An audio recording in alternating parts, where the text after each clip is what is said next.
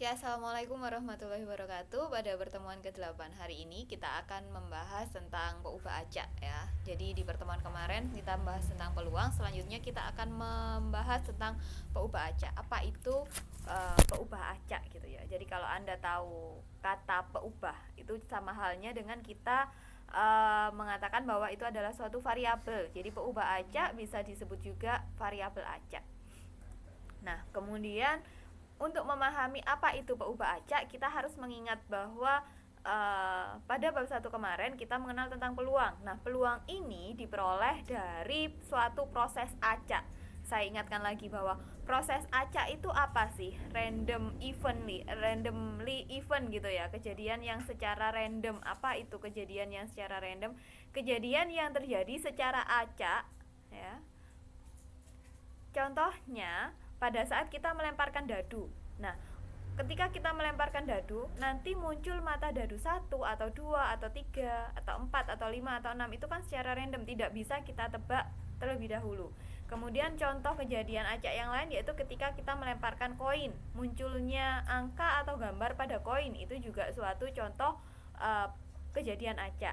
Nah, ada contoh kejadian acak yang lain yaitu pada saat kita menunggu angkot di jalan. Nah, nanti kedatangan angkot itu pada menit keberapa itu juga merupakan suatu kejadian acak. Nah, dari setiap proses acak itu mempunyai nilai-nilai peluang tertentu ya. Dari setiap proses acak mempunyai nilai-nilai peluang tertentu. Nah, dari situlah maka muncul istilah nilai-nilai kejadian atau peluang suatu kejadian. Kemudian apa hubungannya proses acak, peluang, dan peubah acak? Nah, dari suatu proses acak kita bisa menentukan nilai-nilai tertentu yang mewakili kejadian pada proses acak. Nah, itu disebut peluang. Kemudian muncul lagi istilah peubah acak ya. Peubah acak itu adalah suatu peubah yang terbentuk dari suatu proses acak. Jadi peubah acak itu terbentuknya karena ada suatu proses acak. Sebagai ilustrasi, nah di sini bagi mahasiswa yang mengumpulkan tugas early bird ya, sebelum waktunya mengumpulkan dia sudah mengumpulkan duluan, akan mendapat bonus nilai dengan cara melempar sebuah dadu setimbang. Besaran bonusnya itu sesuai dengan mata dadu yang muncul dalam sekali pelemparan. Jadi kan kemungkinan besarannya nilai bonus itu bisa 1, 2, 3, 4, 5 atau 6. Kemudian di sini kita bisa mendefinisikan bahwa peubah acaknya X-nya, kita misalkan X di sini adalah mata dadu yang muncul ya. Jadi X-nya kemungkinannya 1, 2, 3, 4, 5 dan 6. Nah, dari sini PX-nya kalau kita tentukan, kita ingat di bab 1 kemarin, masing-masing kejadian ini maka peluangnya adalah 1/6. Karena banyaknya sampel ada 6 dan masing-masing kejadian itu kemungkinan muncul hanya 1 kali. Berarti peluang masing-masing kejadian ini adalah 1/6. Nah, itu. Jadi peubah acak contohnya kayak gitu. Kemudian contoh lain, misalnya besarnya bonus itu dianggap banyaknya sisi angka yang muncul pada 3 kali pelemparan koin mata uang yang setimbang ya. Jadi X tadi banyaknya sisi angka yang muncul.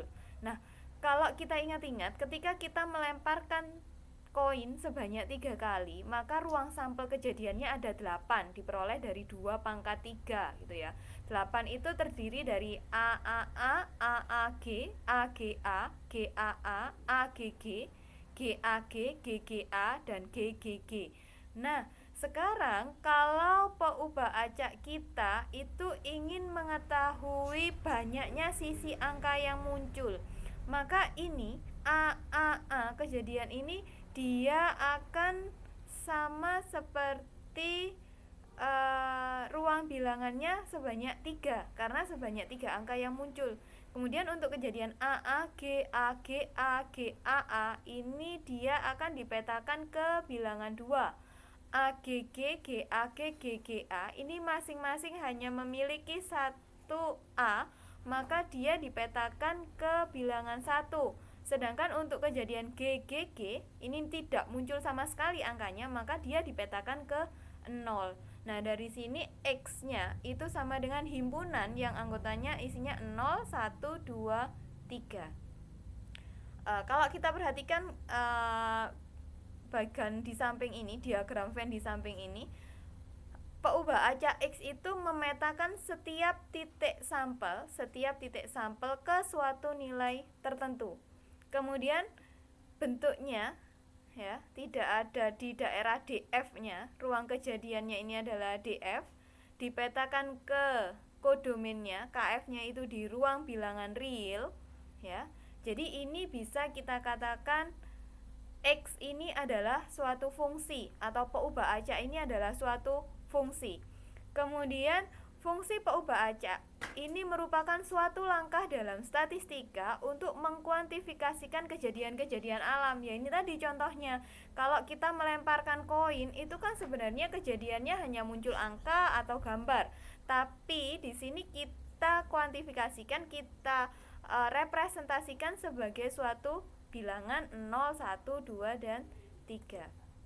Nah, selanjutnya yang kita bahas tentang sebaran peluang peubah acak. Tadi peluang peubah acak X itu banyaknya sisi angka yang muncul pada 3 kali pelemparan koin yang setimbang. X-nya tadi isinya 0, 1, 2, dan 3.